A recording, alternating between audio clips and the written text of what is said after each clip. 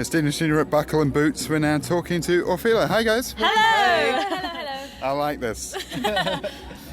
So you are a sibling trio. Who wants to go first at telling me a little bit about the background of how you guys came together musically? Oh gosh, there's quite a long story. I mean, we've been brought up in a very musical household, so mum and dad, very musical, and we kind of just naturally were musical people, I guess. And we, it was kind of all started. I mean, I did a few years of solo stuff from the age of about 12, and then Abby actually, when she was 17? Yeah, 17, and I wanted to sort of follow in the footsteps, I guess. I started to do some solo gigs, and I asked Matt to sort of be my guitarist. I play piano, so I was playing piano, and then it would just all sort of fell together. Then I asked Lou to do some harmonies for one of my gigs, and it kind of just officially became Orfila. Us three, so yeah, it was. That was literally 5 years ago. Yeah. 2 days ago. Yeah, 23rd of June. There you go, officially. I mean, we play music all the time at home, and as we were growing up, we were always writing and messing around and stuff with music. But yeah, that was the official start of Orfila. And what led you guys towards country?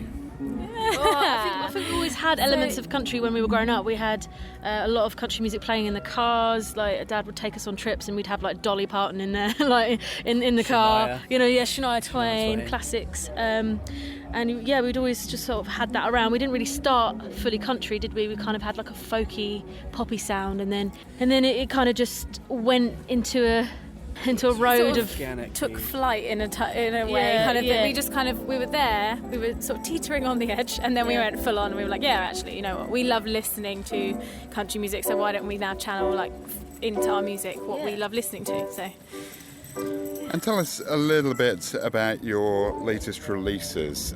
Yes, you have got definitely a traditional sound, but it's also a very modern traditional sound. It's quite unique in a way. Well, I guess it's a kind of crossover really, because we've got musicians on there from Nashville, and then we've got musicians from the UK. We've got a whole load of different musicians branching over to different places. So yeah, it's quite a range. We've got the bass player from Jeff Lynne's ELO. He plays bass on a couple of the tracks on the album, which is quite cool. But so obviously we got from that end of the spectrum. Then we've got people like Travis Toy that played banjo on the album, also played banjo for Rascal Flatts, who lives in Nashville and stuff. So yeah, there's a big kind of contrast, really. Yeah, but there's a big mix. Like, I think we've always been a fan of like country music, like whether it's traditional, whether it's modern. We kind of sort of just put it together, and it's kind of, the songs kind of grew organically, I think. Like, we weren't like, oh yeah, let's put a traditional sound on this song. It was just, it's sort of, oh, do you know what it might sound cool with? Like pedal steel or something, or banjo here. And then it just, when we finally listened to it, it was like, yeah, it's quite traditional, but we wanted to keep it modern as well. We didn't want to put ourselves in like a box and be like, this is exactly how we sound all the time. It's a kind of, like Matt said, like grew like organically as we were writing and in the studio and stuff. It kind of just came together as it is now, as you can hear it today. We'll get round to hearing some of your music soon, but we always love to get to know the people behind the music. So this is where some of our different questions come out. Every week on our show, we're talking about food and drink, because we are obsessed with food. I mean, look at me. Right. It's quite clear that so many of the artists here have got loads of energy on stage, and I'm jealous for a start. So I want to know, what gets you started in the morning? What do you guys have for breakfast? Oh gosh. Okay. Weetabix usually. Yeah, Weetabix for me, and orange juice. Do you know what I do love? Vitamin C. Yeah, I do love an occasional egg and soldiers. Like, I absolutely love that. Traditional. Yeah, no, I literally have cereal. So I have whatever cereal I've got, and I have to have like a pint of like glass of water and a cup of tea. It's like a ritual. I have to do that to start my day. Always has to have the tea. And I'm one for I have water with me all the time. Like, I just drink so much water. We kind of threw that out the window this morning though, because we were in a hotel and it was literally all you can eat. Oh yeah, totally threw. Oh my gosh. Bacon, sausages, hash browns. It was good, but you know, now we feel sick. And what's your favourite pizza, cocktail and ice cream? Both, Oh, man. all three. I can't Are you choose. saying what's your favourite favourite flavours? flavour? Which ones? Yeah. Oh my goodness. Okay. We misinterpreted the question. Sorry, I was just like, I had 3 types of food. All of them! All of them!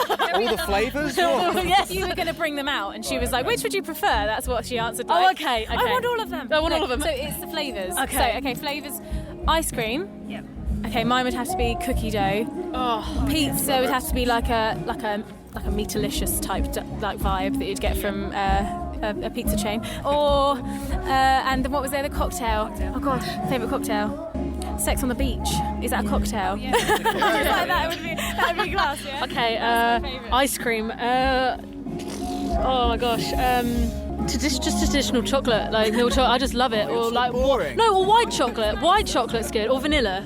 Oh my god, I can't pick. Here we go. I can't pick. All Abby's answers are going to involve chocolate. Let's just throw that. Vanilla. Well, I can't have chocolate on a pizza. She would have a chocolate pizza if she could. Oh my god, yes. Why don't we do that? Tables, don't they? Why we should get that done right now. Pizza would have to be like the Meatalicious. I have to agree with Lou on that. I just love a good. Okay, cocktail. Oh my gosh. I really like Blue Lagoon. I think because it makes your tongue blue, and I think it's really nice. It's a classic. It's a classic one. Yeah, there you go. I'm going to have to agree with the other two on the Meatalicious pizza side of things. With ice cream, there's a little place down in our hometown in Folkestone that, like, it's a ice cream place. They have all these different flavours. The one I normally get from there is a half between white chocolate and honeycomb. Together, it's amazing. So that's what I would go for if I had the choice of anything. In terms of cocktails, I don't know if you've ever heard of it, but there's one called The Godfather that I have quite a lot whenever I'm out, which is basically, I'd definitely recommend it. It's Jack Daniels, which is my favourite drink of all time, Disaronno, Coke with a dash of lime. You could sell this drink. I think that's about it. It is the Don of all drinks. That's why they call it the Godfather. I think I want to change my cocktail favourite. It's totally Long Island iced tea. Has anyone ever tried that? No. It's so good. Have you guys tried that? Because the other one has like the orange juice and stuff, and then but Long Island iced tea is so much. I've just realised because I don't really drink that much, but when I do, that's kind of like it. I just get you drunk really quickly that one though. I drink that a lot. Let's just go back to the music for a sec. People are going to want to know where and when they can see you. What dates have you got coming up? Some big dates maybe between now and autumn. Yeah. One that we're really pushing for at the moment, as we said, like it was our five-year anniversary a couple of days ago. To celebrate that, we're doing quite a big gig in Canterbury, down in Kent, obviously, a place called the Penny Theatre. It's completely free entry. We've got a couple of our friends supporting us, a guy called Steve Hewitt and a girl called Isabella Coulstock, and we're just trying to make it like a really special evening for us. So if anyone wants to come along, any listeners want to come along, free entry, Penny Theatre, Canterbury, 7th of July. Country music. Music. So that's the big one that we're kind of pushing for at the moment. We've got is it a carnival we're playing at? Yeah, we've got lots of different things. We've got Carnival in Oxted, so if you're in Surrey, you can see us there. We've got all sorts. There's lots of stuff on our website as well that we list. We always list stuff on website and Facebook and stuff. So if you check that out, it's always on there, isn't it? Yeah. It's always updated. But stuff's being added all the time. I'll just wrap things up and say it's been great to talk to you, and we'll get that all linked up on deanandsheena.com as well. Perfect. Thank you so much. Thank you guys.